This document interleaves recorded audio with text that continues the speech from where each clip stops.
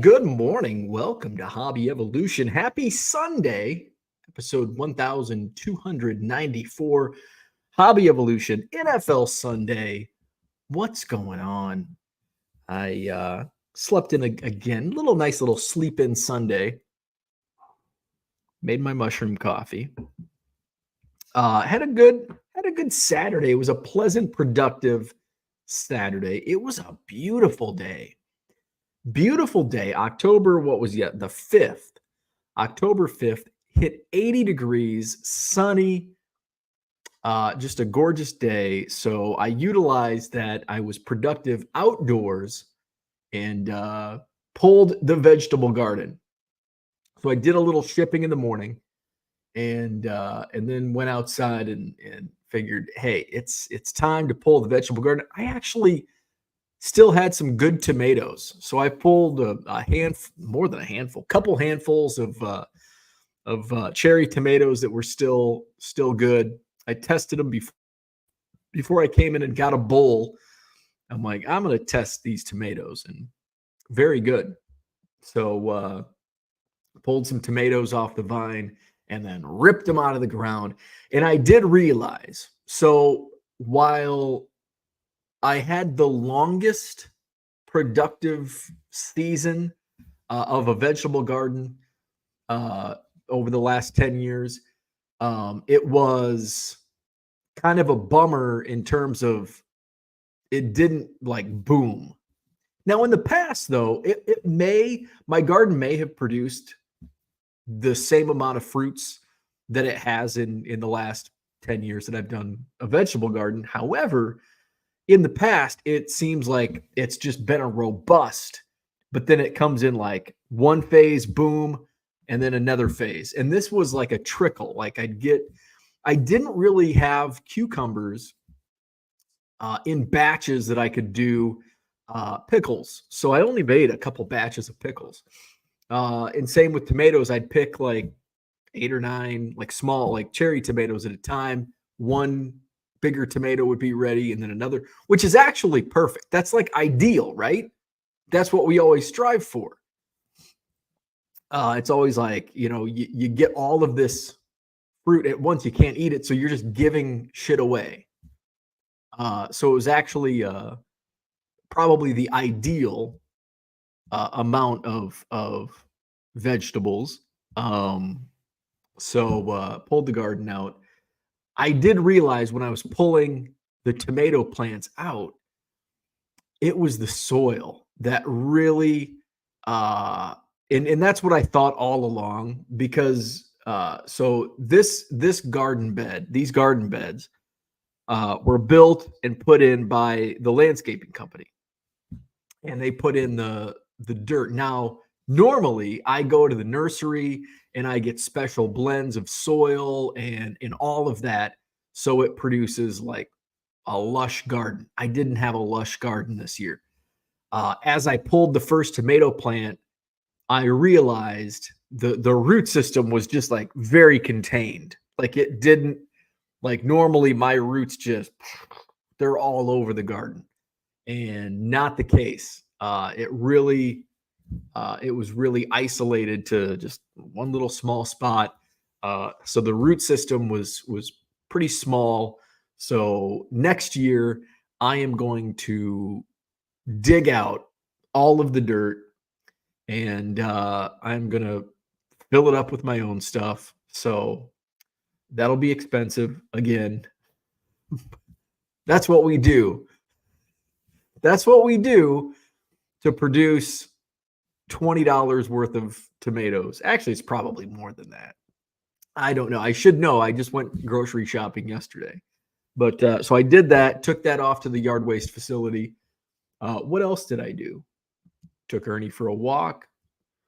I did. I sorted some more cubs that I'm listing on Collects, my duplicates. You can find me on Collects. I don't have a banner to scroll, but Collects, COLLX. I think I did list a few hundred. I think I've got let's see how many Cubs cards you can find in my Collects store. Um, I think I'm closing in on 3,000 in my store inventory. Yeah, just under 3,000. 2,939 cards total. Let's go by team. Is it going to show how many?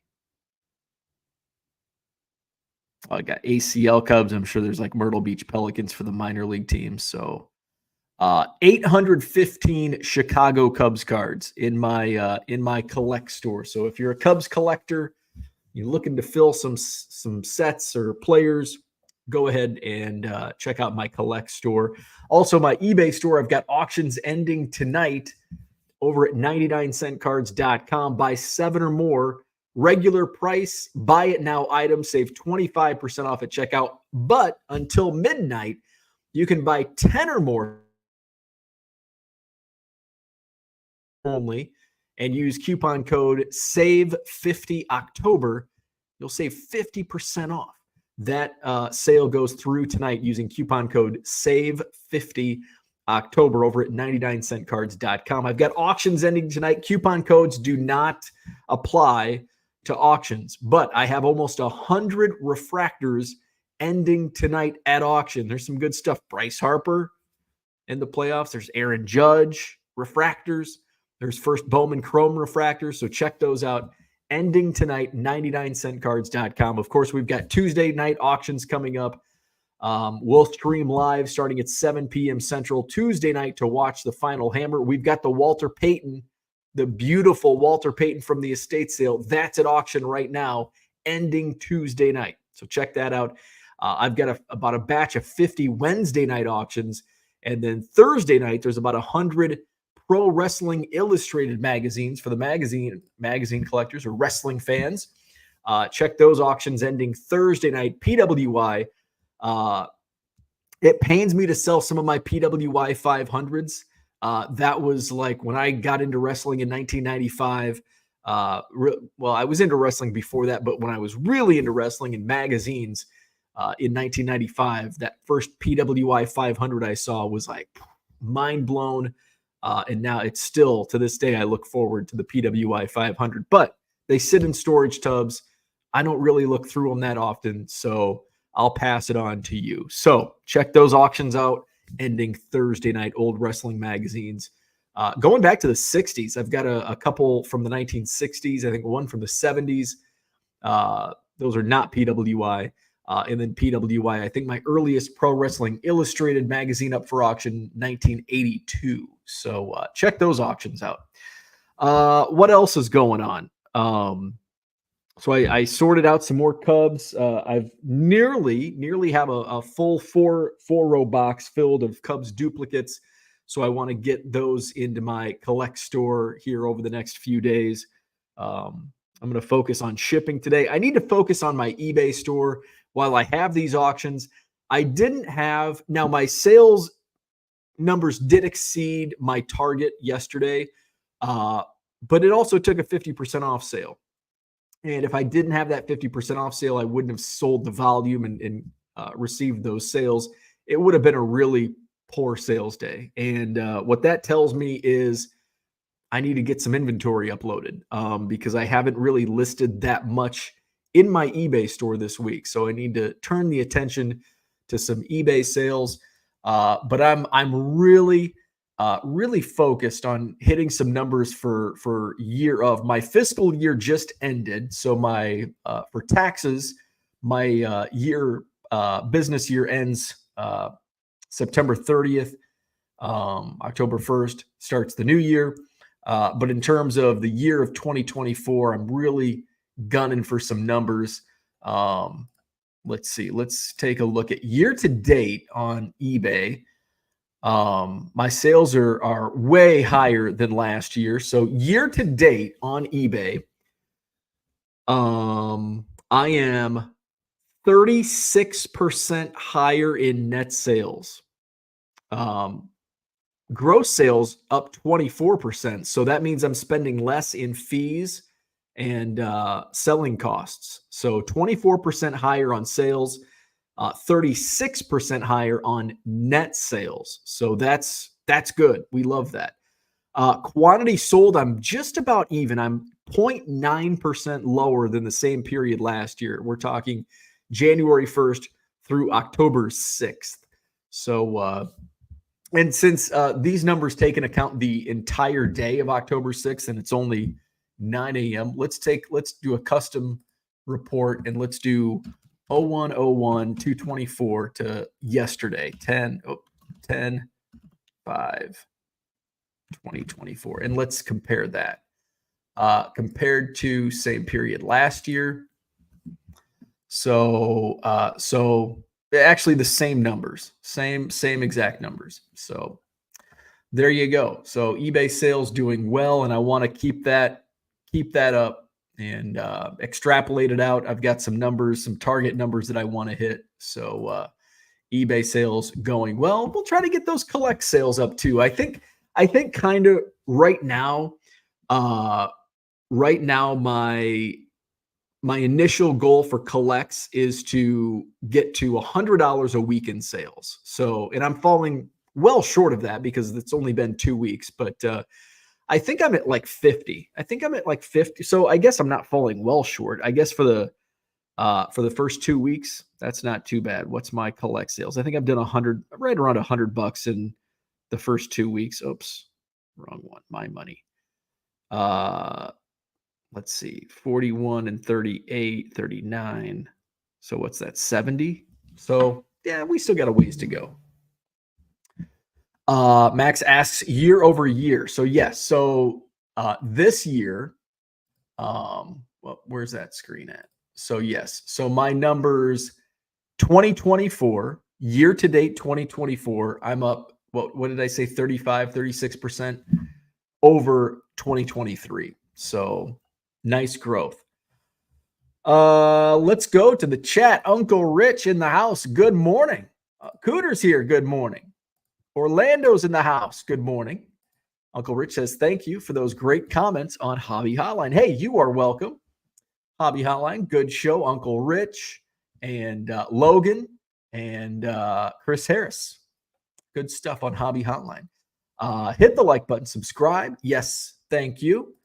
Brian, good morning. Hey, I hear that card show down in Quincy, Illinois was a big success. Brian promoting his first card show, the Gem City Card Show down in Quincy, Illinois, was yesterday.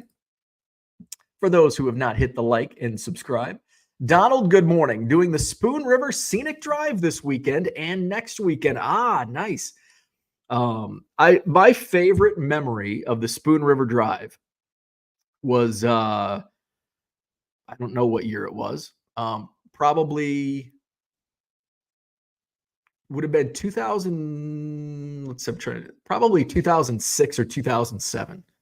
And so the girl I was dating, it was like this big group of us that was doing the Spoon River Drive. So we had like a caravan. And another friend of mine, I think it was his mom and stepdad were also along. And his mom is like the ultimate planner. She was like the Jewish mom. I don't think she was Jewish, but she was the Jewish mom, because now looking back, it's like my mother-in-law, I see similar thing. Like we plan, let's do this, and this.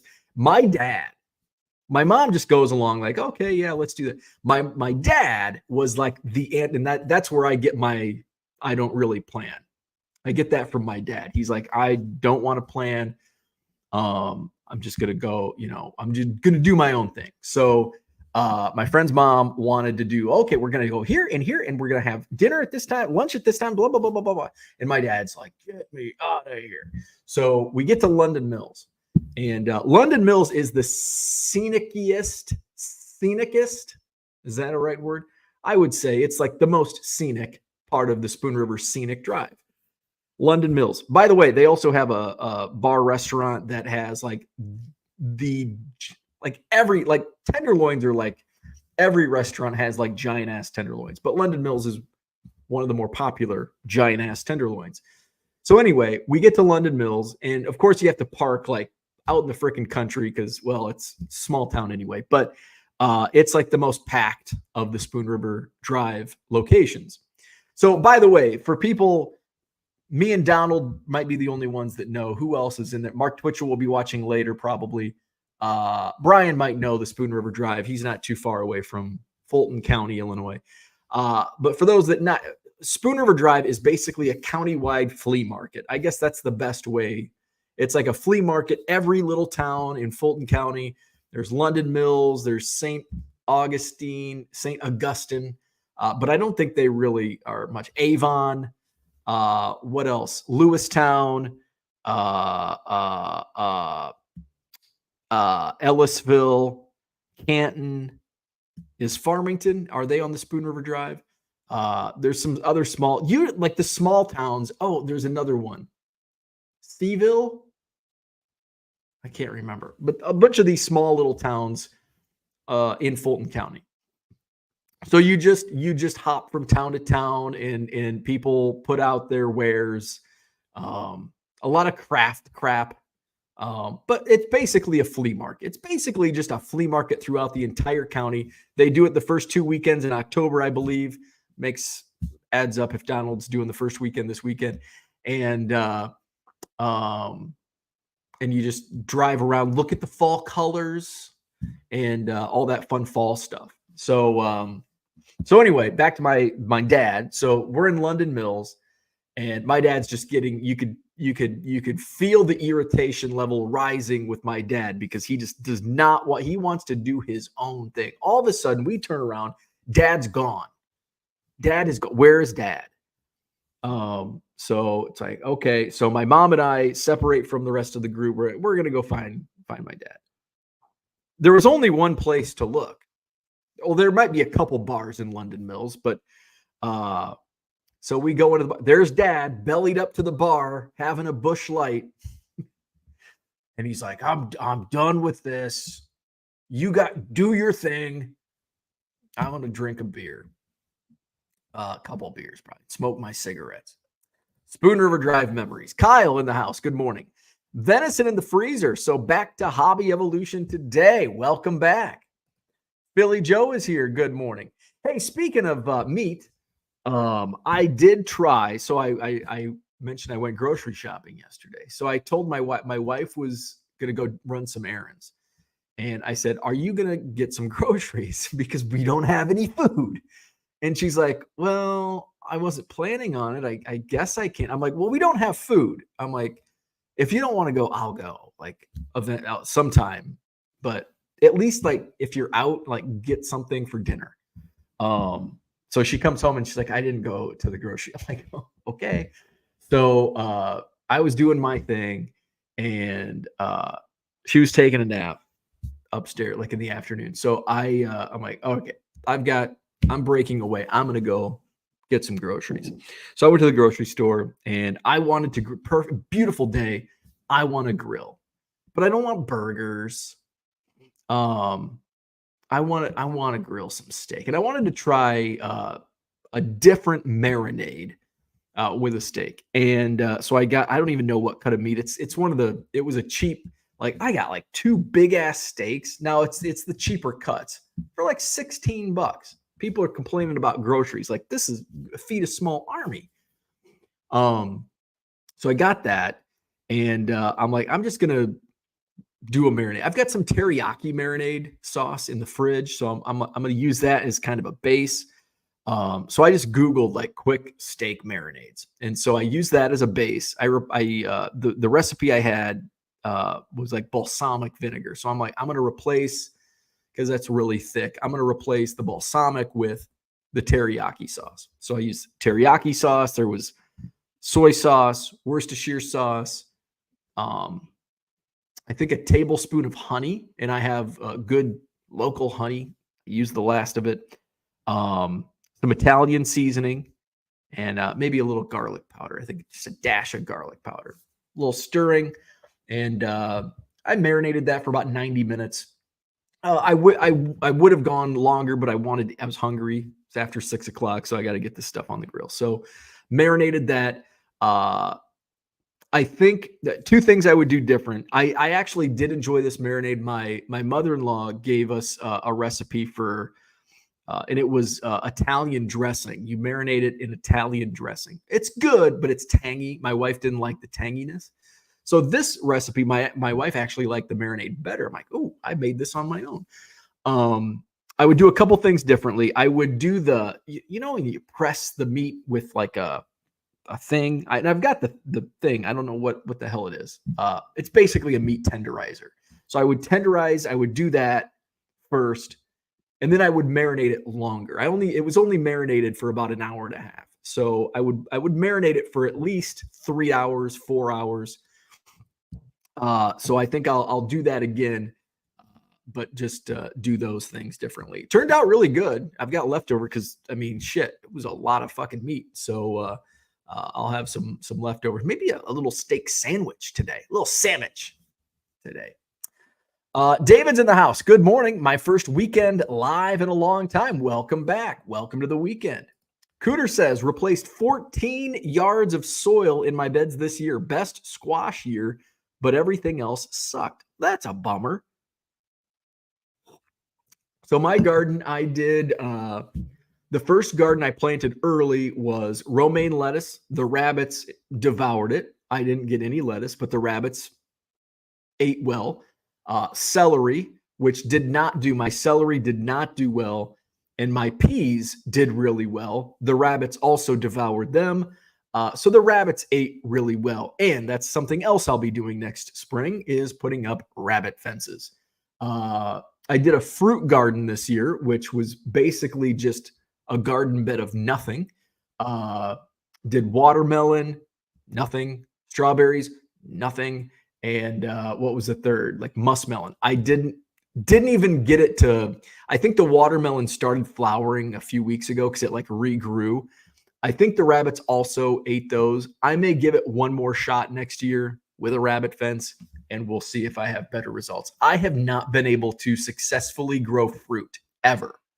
I don't know what the deal is. And then my main vegetable garden vegetables are tomatoes, obviously, like that's everybody. Cucumbers, and then I did a pepper plant this year. I got like 3 banana peppers. What else did I do? And then basil, dill. I think that's it. Cucumbers, I did okay. I had 6 cucumber plants and I just did okay. Dill did not do well at all. My dill plants sucked. I barely had enough for a small batch of pickles. And that was all the dill that was produced. Basil always does great. We don't use it. I think we picked some basil, and my mother-in-law used it for a dish, but we just never use it. It's basically a waste, but it's nice to have. It smells nice. And the tomatoes, mixed results. I did get the big plump tomatoes. I actually did have success with that more so than previous years, but my tomatoes really lacked flavor except for the cherry tomatoes, which are, it's hard to not have, but the big tomatoes just didn't have any flavor, which was I had heirloom tomatoes that actually did well, except the taste was very bland. So hopefully next year, new soil, new methods, I can improve on my vegetable garden. Because in years past, I've had great vegetables, amazing tasting tomatoes, a bountiful harvest of cucumbers. But I have struggled with the bigger tomatoes. I've always done really well with small tomatoes, but man, those heirloom tomatoes and the beefsteak tomatoes just haven't had good luck with those. But hopefully next year we'll get some synergy going. Jody's in the house. Good morning. Zach and Porter says, hello, fellow collectors. What's going on? Cooter says, it's been almost 24 hours. Why hasn't my order shipped? Negative feedback imminent. Year over year. Red Light 34 is in the house. Good morning. Kyle says, congrats on the growth. That's solid improvement year over year. That's kind of what I was striving for. And now it kind of gives me, now that I've seen that, and I've been tracking this for a while now, but now that I see those numbers, it really fuels my fire to get shit listed. I've got so much crap that And that's, that's part of the auctions as well is, okay, let's get these auctions because that's guaranteed. If there's a bid, it's a guaranteed sale where it's just not sitting in a buy it now store. It's like, okay, this has been sitting for a while. Zach says, have you spent more on inventory or did that stay the same with your revenue up? What is your cost to serve? So the expenses are about the same year over year. I bought less wax this year. I bought less collections this year. I did have, the collections that I've had or the bulk buys that I've had this year, with the exception of the singles club purchase, which was, that's going to fall short of what an ideal return is. But everything else had solid, especially the estate sale, a couple of the bulk lots that I bought early in the year. The Goodwill pallets lately have really produced some excellent stuff. So part of that's luck as well. Johnny M is here. Good morning. What is today's infomercial about? No infomercial today. Buy my cards, though. It collects. Find me at 1 Million Cubs. Oh, and my eBay store, 99centcards.com. Brian says, card show was in a Borat voice. Great success. Max says, is that like going to look at the colors drive? Yes, that is exactly what it is. Look at the colors and go to a flea market. Zach says, got some great deals at Oak Creek yesterday. Porter almost completed the 2024 base set at Jeff's table. Picked up a Paul Molitor rookie card for cheap. Growing up in Wisconsin in that era, that song with Fisk was a dream as a kid. There you go. Congrats on the pickups. Scott Hermanson in the house. Good morning from a still way too hot California. It was unseasonably warm here in Wisconsin yesterday. We hit 80, and I looked at the extended forecast, and it's still supposed to be likely unseasonably warm. I think it's going to be a little cooler the next couple of days, but I think we're going to hit 80 again this week. So can't beat that for mid-October. Brian says, I know of it, but never been. Double A Cards in the house. Good morning. Happy Sunday. Orlando says it's a hot and rainy day in South Florida. Zach says, Orlando, my industry's largest trade show event was canceled yesterday because of the next storm in Florida. Year of planning gone in a flash. Maybe Max has something with 0 people enjoying nature. Max says, sounds like your dad was my kind of guy. Yes. Just bellied up to the bar. I don't want to look at the fall colors and the flea market shit. Give me a Busch Light. Zach says, scheduled for Orlando. Shane's here. What's going on? Good morning. Major hobby achievement unlocked. Started the process of moving out of my storage unit. Oh, man. See, that's what having a storage unit is like, the double-edged sword, because you're paying rent on storage. And it's like, that's something I never wanted to do, was if I've got the space, there's no need to rent a storage unit. But it's kind of cool to have. But Shane says it's going to be a long 2 months. Unicorn Cupcake says yogurt prices. There you go. Buy some steak at yogurt prices. That's what I did yesterday with my steak. I got that at a yogurt price. Max says Shane's supposed to go the other way.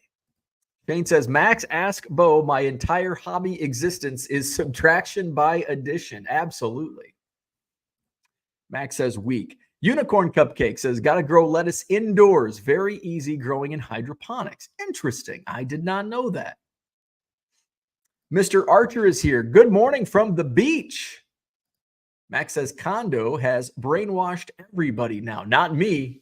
Not me. I'm the opposite of Marie Kondo. Shane says, and I'm not a hoarder. I am. It's okay. Max, you're a hoarder. Max is a hoarder. And it's okay. I'm a hoarder. Absolutely. Max says, I'm probably over 2 mil. Zach says, probably helps that you were selling free Cubs inventory from generous hobby people. Not really. If people wanted to send me stuff, they could send me stuff. Most of it was trade. And I honestly, it's all in boxes. What am I going to do with it? And that was a conundrum that I had. I did have this conundrum. Like, what do I do? Do I keep all the Cubs cards? Because they're literally in boxes. I hit my goal. I reached 1 million Cubs cards. Now what? Now, as I was collecting those cards, it's like, what next? What do I do after I get 1 million Cubs cards? Do I just keep them? I look at them every once in a while. As I sell them, I'm looking at them more than I have in some points, 7 years, 8 years. But I did have that moral question. Can I ever sell some of these cards? Now, there's certainly a lot of cards that I will not sell. But a 1991 Topps Zimmer, Don Zimmer, which was, that was actually a conundrum in the early days of Hobby Evolution when we had 12 viewers. The 91 Topps Don Zimmer was selling for $15 each. I went through the hassle of pulling out like 300 of them at the time, but I could not do it. Part of the reason was because I really had a hard time letting go of Cubs cards before I hit 1 million, because it's like, I don't want to go the other way. But then there's also that moral question of, some of these were gifts sent to me. Now, if it's a gift of like a special card, like the Ernie Banks rookie will never be sold. Cards like that, no, those aren't for sale. But let's just pick up here the next batch. Like, this is what I'm selling. Bill Long, 1990 score. Oops. Collector's Choice, Terry Adams. Topps, Brandon Kinsler. Like even if those were sent, like, here's a gift to reach 1 million Cubs. Like, I'm now at the point where if you did send me a 1990 score Bill Long, just know that I have 100 others in my collection. And yours, whoever sent it to me, it's still in my collection. So that was something that I thought of. Like, I don't think I could ever sell these because some of these were gifts, but I don't even know which all been consolidated and sorted and all of that. And what do I do? And I feel like selling these and trading these is passing it along because I'm not enjoying these anymore. They're taking up a lot of space. I reached my goal. That was something my wife said, like, well, won't that take you under 1 million? Like, no, because I've still got 10, 20,000 over 1 million right now. But eventually, will it take me under 1 million? Probably. But do I need 3,000 copies of the 87 Topps Ryne Sandberg card? Maybe. No, I don't. But that's like the moral question. But 1 million plus Cubs cards sitting, not being enjoyed. If I can finish somebody's 1990 score update set or a Bill Long super collector or a Cubs team set collector, like, oh, I don't have that 90 score update. So that's where I'm at. And I've celebrated the accomplishment of reaching 1 million Cubs cards. And I've had how many months to do that? 6 months. And now I'm good. And it's time to move on. Now, am I going to keep most of the cards? Yeah. But that's where I'm at. And I'm okay with that. Where are we at? Let's see. Max says he's going to file as a 501c3 this year. My unit makes me $4 to $5K per month. Very happy to have a unit. There you go. Unicorn Cupcake says 1 million autographed Cubs cards. No. Max says he's not a hoarder. Zach says they are your cards. You can do whatever you want. Ex-presidents still get called president when they leave office. You will still be 1 million Cubs even if you fall below the number. Absolutely. I agree. Max says if it's a gift, you can do whatever the hell you want with it. And that's how I look at when I send, and I've gifted many cards away, and I don't care what people do with them. If they want to keep them and display them, that's great. That's not my intent of giving them a Juan Marichal card. Cooter, you may be receiving a Juan Marichal card. My intent is, but if somebody, let's just make up a fake name. What's a weird name? I don't like Bill Long. If Bill Long is a Cubs collector and I send him a Bill Long card, they got the same name, but he's already got it because it's from the junk wax era. I don't care if he keeps it. He's like, well, I already have it. Do you expect him to keep it? And how long do you keep it? We don't take any of this with us. It's going to be sold eventually. Hopefully my wife doesn't throw my cards away when I'm gone, but we can't leave with it. So that's kind of where I'm at. Bill Long. Bill Long is the topic of the day. Bill Long. Zach says the odds that I gave you a Bill Long 1990 score is high. Triggered. Cooter says, so are you saying it was a ploy to get inventory? No, it was not a ploy. That dude from Duryea says, can you have a personal collection when you were selling cards for profit? Yes. It is difficult to find an old collection project that you lost interest for. So yes, there is. So as I collected the 1 million Cubs, there was a divide between my personal collection and inventory. Anything Cubs over the last 7.5 years, Cubs was personal collection. Didn't matter. If I ripped a box and pulled a Cubs autograph, it went into the PC. If I bought a case of Topps Pro Debut and pulled 2 Reggie Preciado autographs, they both went into the PC.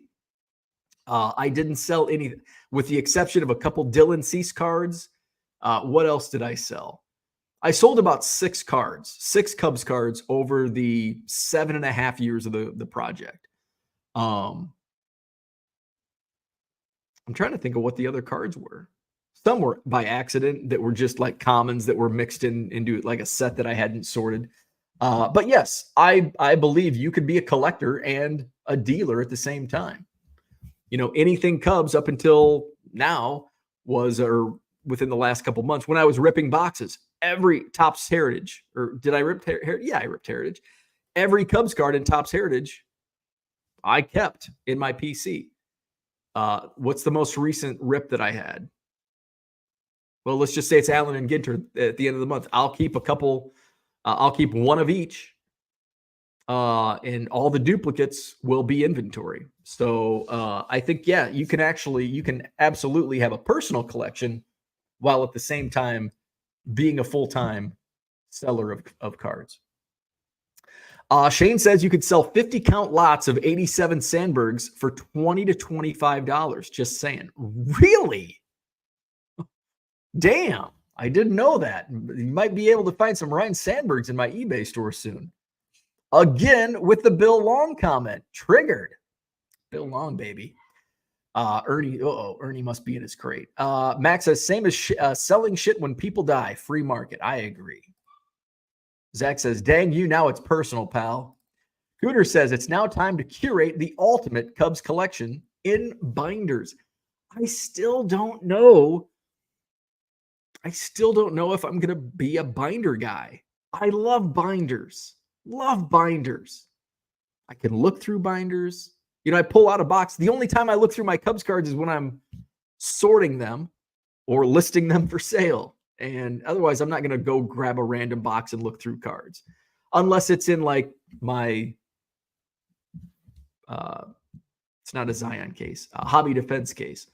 So yeah, I haven't decided. And it's so, as I'm out on the porch last night and I'm sorting these, and I'm like, man, it really gave me the itch to start submitting more, putting more cards on trading card database.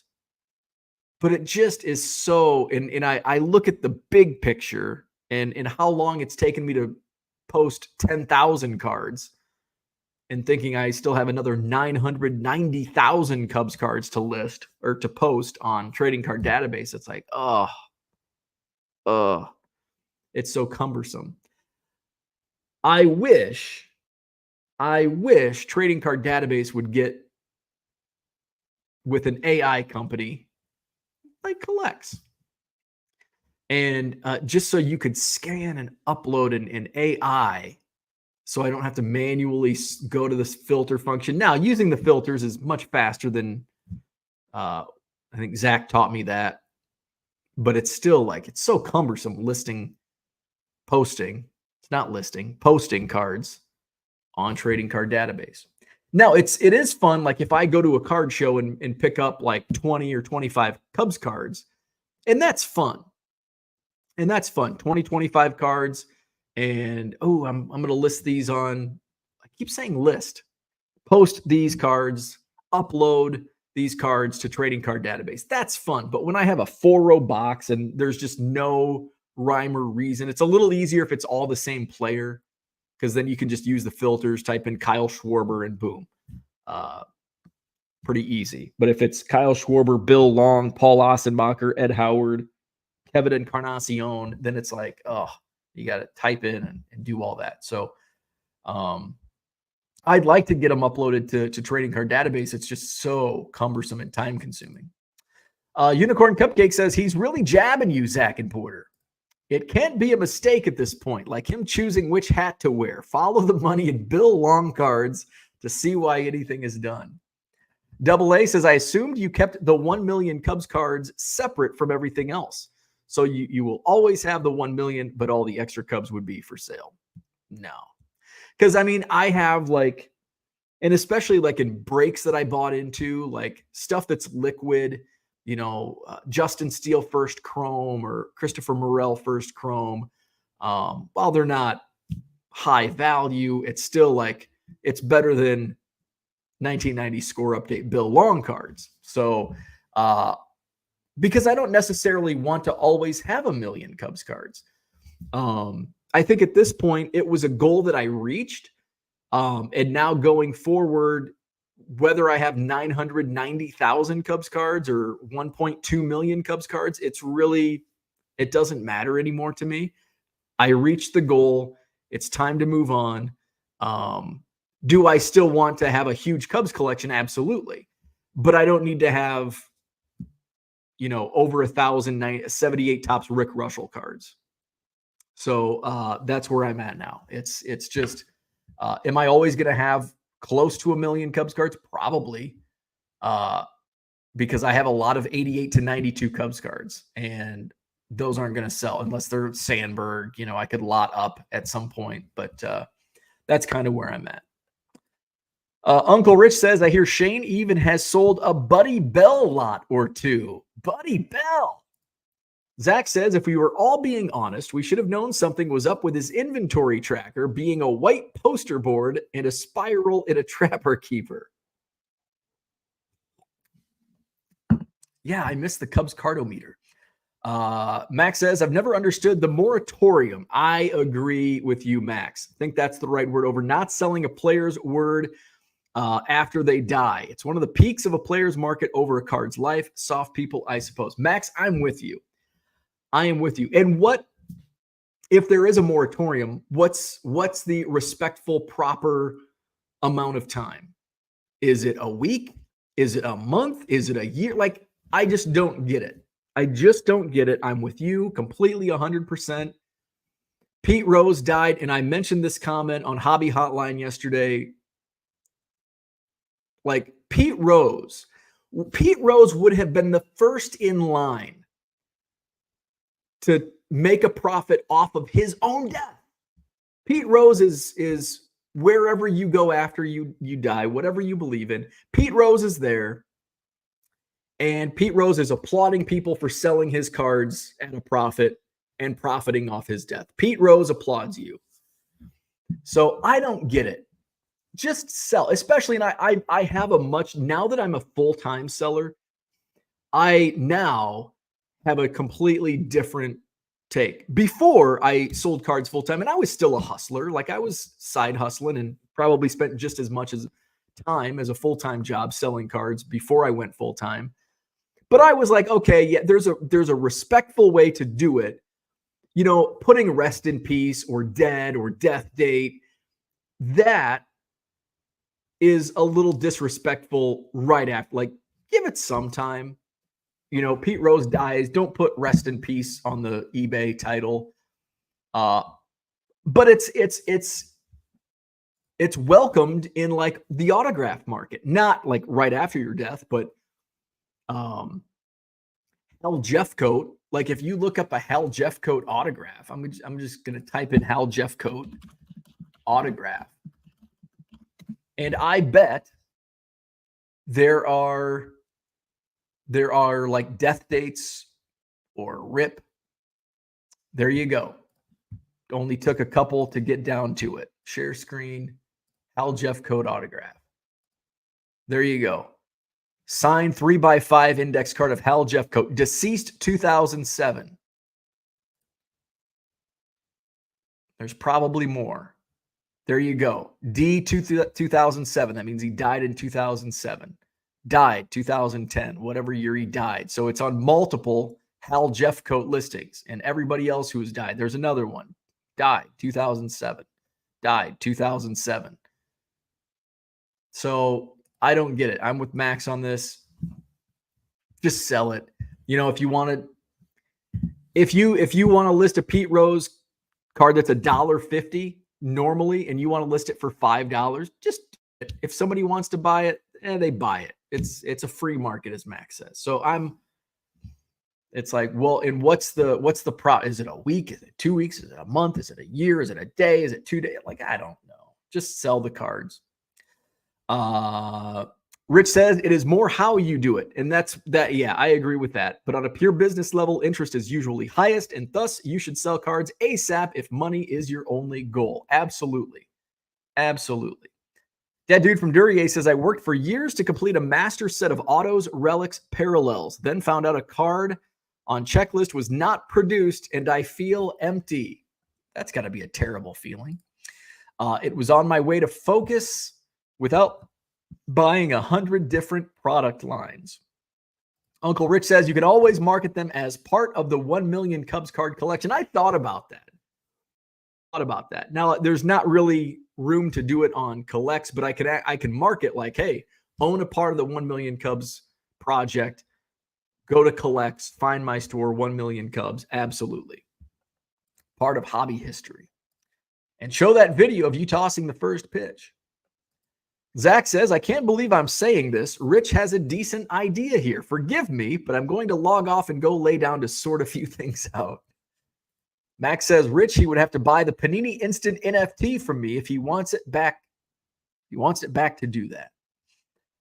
Matty Ice says, good morning. We got to work out a trade. Hopefully, at some point, I can actually sort my collection out. Hey, same here. I got the same problem. I have probably 10,000 Cubs duplicates, maybe more. Rich says, Pete Rose, I died today, but before they bury me, I have some more autographs to sell. Yes. There's going to be, I bet in his spare time, Pete Rose signed. There's probably a warehouse of Pete Rose autographs that he was just signing like, here's to my estate. Go sell these after my death. Max says, anything other than card description and player name on a listing is dumb. Some of the authenticators put the death date on the slabs. Oh, I did not know that. Zach says, I think it may depend on how someone dies. Kobe probably sparked a lot of this. Yeah, like somebody that's 97 years old. When Bobby Thompson dies, he's still signing at card shows. When Bobby Thompson dies, he's 99 effing years old. He's gonna die soon. Like Kobe in a helicopter crash at a young age, a little different. Uncle Rich says, on top of that, Kobe also died a month before the world stopped, so the interest kept going and going. Yeah, it did. The fire emoji is just as stupid as anything else. Agree 100%. Unless it's a card, if it's like a normal card and there's a fire emoji or invest or eBay one of one, I will not buy from that seller. Fire emojis, stupid. I don't know. Death date on auto stuff is different to me. It is, yeah, because I mean, it's something where, like, like if it's an autograph collector, like, oh, I can't, I'm not going to be able to send this through the mail. Hal Jeffcoat was a great through the mail signer until his death. In fact, Hal Jeffcoat, the reason I brought that up, Hal Jeffcoat passed away 2007 when I was very, very active in through the mail autograph and in my collection, but I sent a card to Hal Jeffcoat, or it might have been an index card. I think it was an index card of for Hal Jeffcoat to sign, and he died between the time I sent it and the time it reached his home. So in like the week, he passed away, and his wife actually wrote me a letter and said, unfortunately, Hal passed away. He loved getting fan mail. Unfortunately, I don't have anything that I can, because I just sent like an index card. So she's like, unfortunately, I don't have any cards or anything of him that I can send you back. And I'm like, wow, like to take the time, shortly after her husband's death. So I always remember the name Hal Jeffcoat. Let's see. Most of it comes down to intent, essentially, and only the seller knows that. That's true. It's a good point. Max, that was truly funny. Zach says, I'm storing cards for when the Hawk-Tua girl passes. Don't at me. Uncle Rich says, my friend Joey Casey, who sat with him at many of his Vegas appearances, had a warehouse of signed Pete Rose books. There you go. There is a warehouse. So what you said in jest is actually true. Unicorn Cupcakes has always wanted a euchre rookie, but I think it would be smart to get one. Oh, yeah. Because there's going to be, and I think typically there's this like ebb and flow. And so Bob Uecker, like, I think the older he gets, the higher the prices get. And then they're going to spike when he dies. And Bob Uecker's such a big personality that there's going to be a big spike, especially in his rookie card. So when he does pass away, you're going to see a big spike in Uecker rookie cards. And then that's going to kind of fade off. And over time, his rookie cards will kind of, go back the other way and basically settle to what the price will be. And it's probably still, once settled, probably still going to be higher than what they are today. Cooter says, are you thinking Bobby Thompson, who hit the shot? He died in 2010. Well, who in the hell am I thinking of? Bobby. Who's the Bobby guy that is still signing at like age 99? Let me Google. He's probably the oldest living baseball player. Did you know Art Shalek, according to Google AI, is the oldest living Major League Baseball player? Art Shalek. He's 100 years old. Here's Baseball Almanac. Oldest living Bobby Shantz. Bobby Shantz is who I'm thinking of. I knew it was a Bobby from that era. Bobby is 99 years old. In fact, he just turned 99 a couple weeks ago. Art Shalek is the oldest Major League Baseball player. He's 100. He played from 1951 to 1955. Bill Greason is the second oldest. He just turned 100 last month. He played for about 3 weeks in 1954. Bobby Shantz, the longest tenured oldest player, played from 1949 to 1964, long career. He just turned 99. Frank is at Saucier. He's 98. Ed Mickelson is also 98. Let's see. Who are some other? Roy Face still. Speaking of great TTM signers, Roy Face, kind of the GOAT, one of the GOATs of TTMs. He's 96. Let's see. Don Ferrarisi, who had a 1955 Topps card. He played from 55 to 62. He's 95. Vern Law, another great TTM signer. Vance Law's dad. He is 94. Let's see. Guys over 90. Let's see. George Altman from the Cubs still alive. He's 91. Rocky Colavito, 91. There you go. Some of the old baseball players. Bobby Shantz. Brian Y is in the house. LOL Hawk Tua. There you go. Zach says, Bill is a middle school teacher in Union, Kentucky. 43% chance he is related to Bo. All makes sense now. Max says, what are the other cards similar to Euchre that have featured someone actually more famous for something other than they're playing?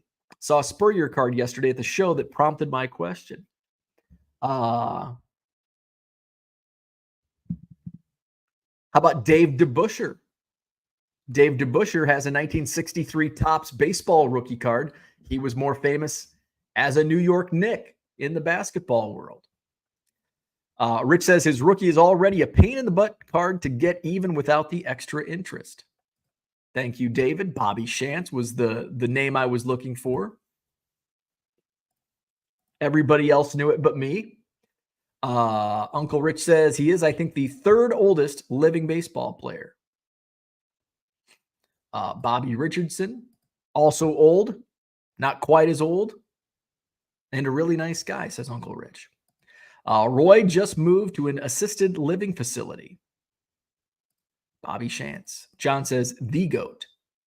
Zach and Porter says, Pat McAfee is quickly becoming a good answer. Oh, yeah, that's another one. Pat McAfee. John is late, onboarding every Frank Thomas card ever made. John Keating with a big Frank Thomas buy yesterday. Cooter says, Thursday was the 73rd anniversary of Thompson's home run. Orlando says, Euchre, it's a tough 62 high number. Graded mine last year, got a 7.5. Thrilled. Nice. Jerry Royce, who Mr. Keating did a great interview with, is number 1,000 on that list. Maybe OJ. Bill Pecota. Zach and Porter says, okay, between Bo's Bill Long Talk and Boomer Keating, I'm officially leaving this hobby. McAfee was a good player, though, too, but yes, definitely already more famous for the pod.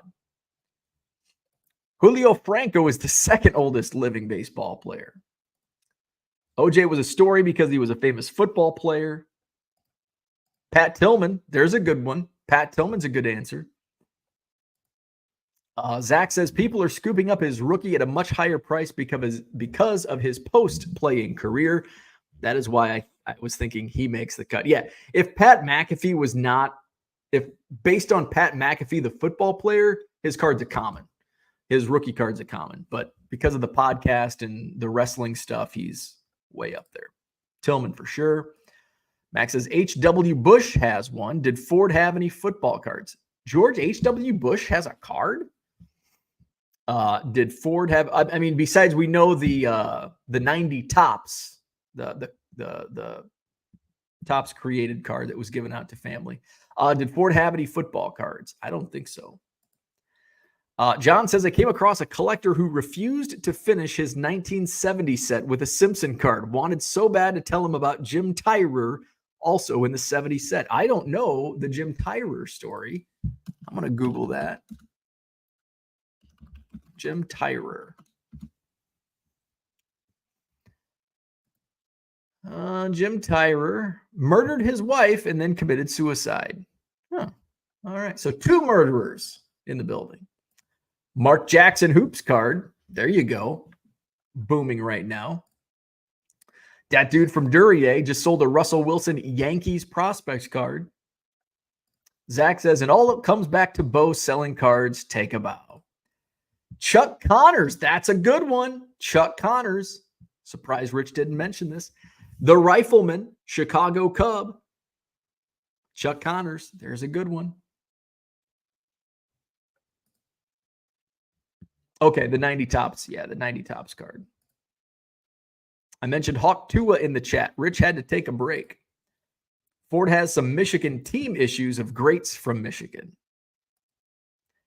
Jim Tyrer would have been a Hall of Famer had he just not lost his shit for a few years.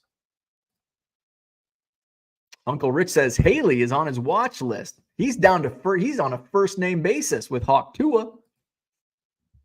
Zach and Porter says the thumbnail for this video was NFL Sunday. I mocked Bo for selling donations to his church, and here we are, not even talking about football. Chuck Connors was the Rifleman. He was much more famous as an actor as the Rifleman back in like the 1960s was that on? And Chuck Connors has a minor league card. He's got some major league cards, but he has a minor league card that was once on my watch list, but it was like $500. Let's sort by highest. Let's just share my screen again.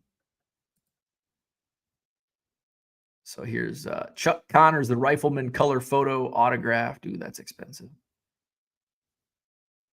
Here's an autographed Pacific Greats card. Geez, his autographs sell for a lot, or are listed for a lot. Here it is, the Mother's Cookie Los Angeles Angels card. Oh, now it's $700. Let's just look up 1952. Chuck Connors, 1952. I think I cleaned out my watch list of some of these. That's the only one. That was probably the one I had on my watch list, and they just raised the price because it was a long time ago that that's custom.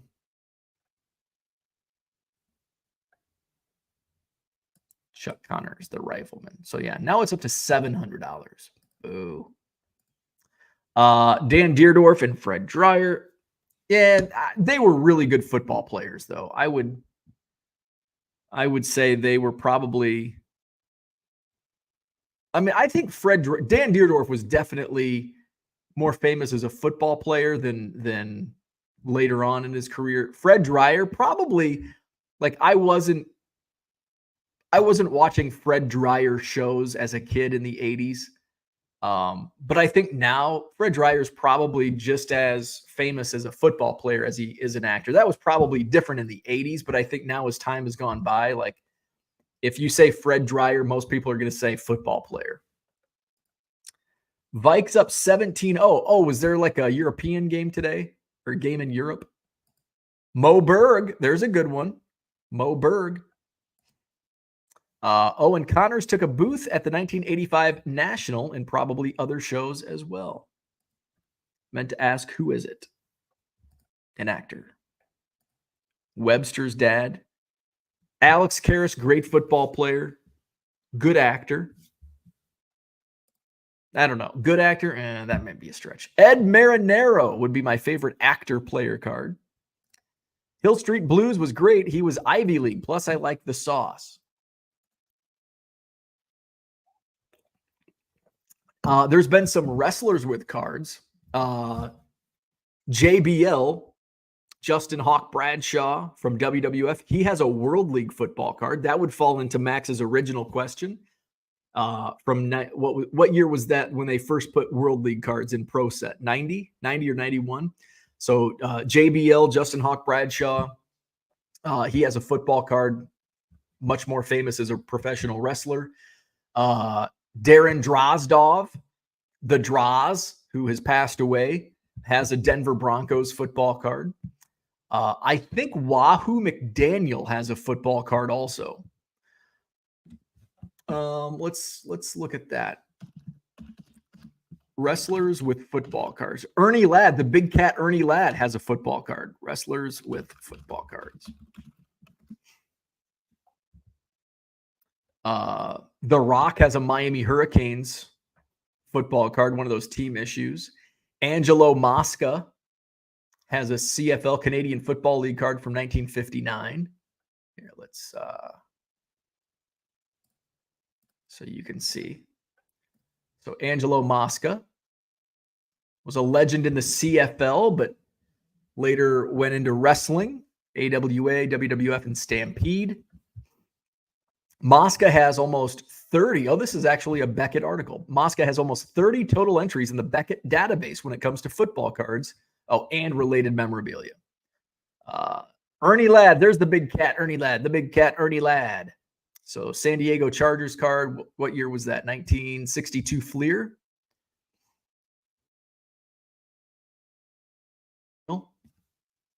much more famous as a professional wrestler than a football player. Miami Dolphins, 1967 tops. Oh, Brian Pillman. I didn't realize Brian Pillman had a CFL card. Brian Pillman was in the 1986 CFL set. Much more famous wrestler. Oh, wow. He was on the 85 Fleer Team Action stickers, war number 58. Oh, wow. I've got some of these. I'm going to have to look to see if I have that card. Bill Goldberg has a 1988 Georgia Bulldogs card. There's the Hawk, Justin Hawk Bradshaw, the World League football set. John Layfield won a couple championships in the WWE. Played for the San Antonio Riders. There's The Rock, the Miami Hurricanes card from Bumblebee. So there you go. Ryan Cracknell. Great stuff. Let's see. Where are we at? Manti Te'o. There you go. Bubba Smith. Was in the Police Academy movies. A friend of mine who's passed away a long time ago was Bubba Smith's agent. He fascinating career. His name was Stan Hyman, and he was the baseball coach at Western Illinois. And before he went into baseball coaching, he was an agent, and Bubba Smith was one of his top clients as an agent. Ed Marinero finished second in Heisman voting in 1971. Brock Lesnar. Yes, Brock Lesnar has some cards. Wrestling. Watching the doc last night, and my wife says, who the fuck would do that to their own daughter? Vince McMahon.